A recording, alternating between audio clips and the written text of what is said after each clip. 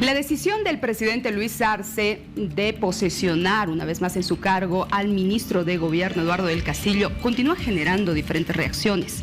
Esta vez Comunidad Ciudadana, que ha presentado una proposición acusatoria en contra del mandatario. ¿Esto para qué? Para que se le inicie un juicio de responsabilidades, según ellos. Estamos en este momento con el ministro de Justicia, Iván Lima, quien saludo. Muy buenos días, ministro. Gracias por estar con Al Día Tu Día. E inicio con esta pregunta. ¿Tiene alguna posibilidad esta instancia, esta proposición acusatoria, de avanzar hacia un juicio de responsabilidades? Sí, no y por qué, por favor.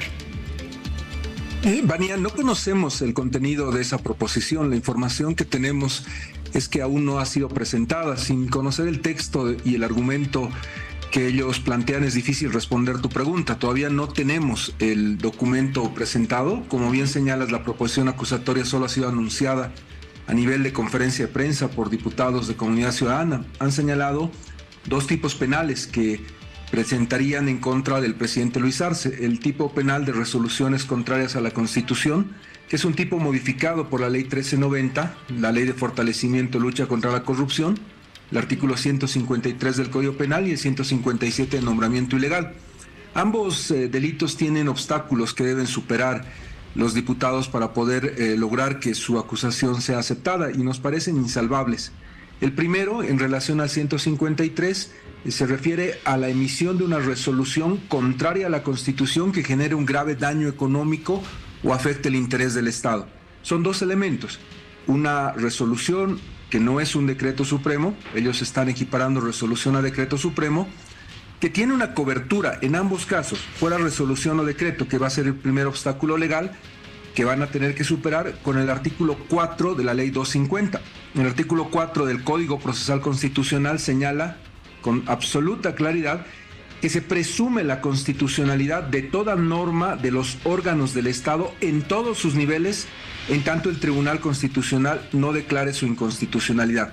Es decir, que el decreto supremo de designación que ha realizado el presidente se presume constitucional y por lo tanto no podría ser acusado de inconstitucional ante la Fiscalía o el órgano judicial sin que previamente el tribunal se pronuncie declarándolo inconstitucional. Es por tanto una acción improponible la que están pretendiendo.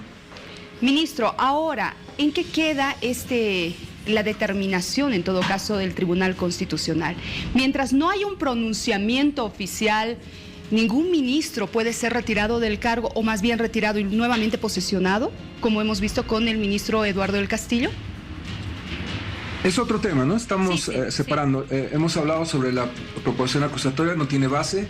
La consulta que realizas tiene que ver con una decisión que toma el presidente Luis Arce de nombrar mediante un decreto presidencial Eduardo del Castillo ministro. Esto tiene una implicancia porque se trata de un ministro que ha sido interpelado y censurado. Teníamos, recuerdo que hablamos sobre esta temática, una ley en la gestión de Bacopa que impedía esta determinación. Ha sido declarada inconstitucional y en esa sentencia, recuerdas, se exhortó a la Asamblea a que pueda regular esta materia y tramitar una ley. No existiendo la ley, no existiendo la posibilidad que se tramite la ley porque el tema está en el Tribunal Constitucional en estos momentos, es correcta tu afirmación. En tanto el Tribunal Constitucional no concluya su análisis y determine los alcances del proyecto de ley 350 que hemos remitido como órgano ejecutivo en consulta al tribunal, no podrá darse ninguna determinación o situación como la que pretende algunos parlamentarios de que un ministro censurado no pueda volver a ser designado por el presidente. Esta decisión del presidente no es obligatoria. El presidente podrá eventualmente, cuando se censure a un ministro, decidir si lo vuelve a designar o definitivamente no lo hace. Es una atribución definida por la Constitución privativa de él, conforme al artículo 172. El presidente es quien definirá cuál es su equipo de confianza y con quiénes trabaja. Bien, volviendo a lo que usted señalaba a propósito de este anuncio de la proposición acusatoria, el fiscal general del Estado recibirá todos los antecedentes. ¿En qué términos, en qué plazo más bien podría rechazar o aceptar esta proposición, por favor? Mira, el fiscal general ha generado ya precedentes y jurisprudencia sobre esta temática. Él podría tomar una decisión in limine ante la manifiesta improponibilidad que tiene esta situación. Cuando se acusa de algo que no es delito, no se puede continuar con ninguna investigación, pero también puede asumir la decisión de tramitar, de hacer un pequeño proceso, de citar a las partes y tomar una determinación. No es un tema que está regulado por la Ley 44 y le permite al fiscal tomar una determinación informada. No existe un plazo específico o un procedimiento. Hay una norma que le permite, en el marco del debido proceso y la Constitución, al fiscal tomar una decisión.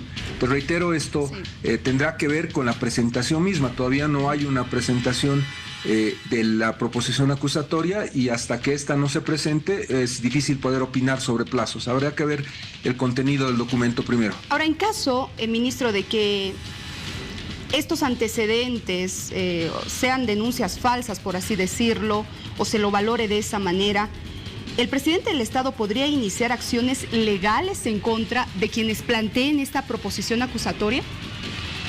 Yo la verdad veo que el presidente no es una persona que tome determinaciones de este tipo, o yo pueda hablar por él sin conocer siquiera el contenido. Me parece que no sería apropiado dar una determinación. En abstracto, lo que yo he referido siempre es que cuando presentas una acción penal tienes que estar muy seguro de su presentación, porque evidentemente lo que señalas es correcto.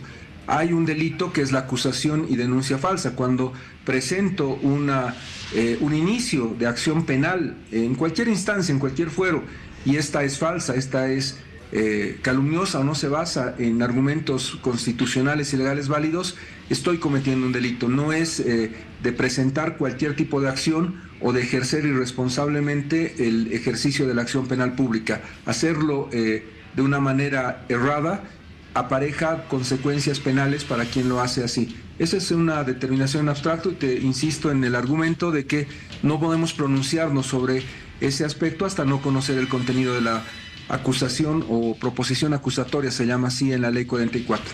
Gracias, ministro. Le pido por favor si podemos también abordar el tema de las elecciones judiciales. Ayer usted hacía mención también a ello, ¿no? ¿Qué va a pasar ahora? Y la población se pregunta, ¿habrán elecciones este año? ¿Todavía estamos en el plazo, en el término del tiempo? Mira, nuevamente son temas que están en el marco de otros órganos del Estado, y como órgano ejecutivo vamos a hacer todo lo que está en nuestras manos para garantizar el cumplimiento de la Constitución. Se ha garantizado más de 180 millones de bolivianos en un momento en el que las finanzas públicas están pasando por un momento muy duro, y el órgano ejecutivo, a través del Ministerio de Economía, ha garantizado los fondos necesarios. El vicepresidente del Estado ha trabajado siempre en el marco de la Constitución para que se den estas acciones. No somos como gobierno los que hemos presentado la acción al Tribunal Constitucional, es un diputado de Creemos el que lo ha hecho, y esta acción está en trámite en el Tribunal Constitucional. El plazo del tribunal vence el 2 de agosto, esperemos esa sentencia para poder conocer los efectos que tiene la misma sobre este proceso de elecciones judiciales. Es lo que señala nuestra Constitución, debemos esperar el pronunciamiento del tribunal, y también respetamos profundamente el criterio del doctor Hassenteufel, del presidente del Tribunal Supremo Electoral, que ha señalado con precisión que van a pronunciarse en relación a la convocatoria que debe emitir esta entidad en función a los tiempos y en función a la determinación del tribunal. Es un orden cronológico secuencial que no podemos comentar hasta que no sea emitida la sentencia constitucional y se pronuncie nuestro tribunal electoral. Solamente para que la población conozca y lo tenga en cuenta, ¿pueden los actuales magistrados extenderse más allá de los 6 años? ¿Quién manda la Constitución Política del Estado en sus funciones, por favor?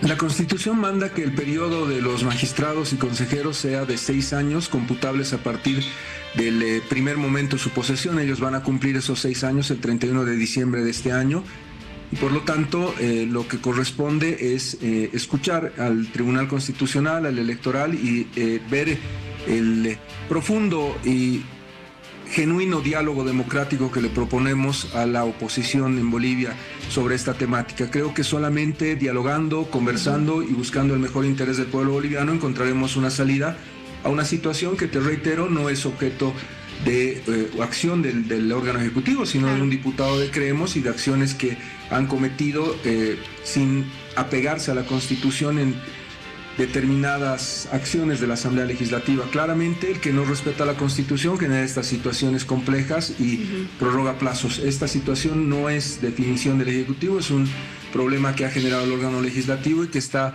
reencauzando o tratando de reencauzar a partir de una acción el Tribunal Constitucional. Ellos, con su decisión, podrán orientar lo que ocurra en esta temática. Claro, y toda la población espera este reencauce, ¿no?, en todo este procedimiento. Sin embargo, ministro, si no se logran los 2/3 en el legislativo, el gobierno ha descartado el decretazo, como algunos asambleístas están hablando, incluso están haciendo referencia. Entonces, ¿cuál sería la otra alternativa? ¿Qué podría suceder?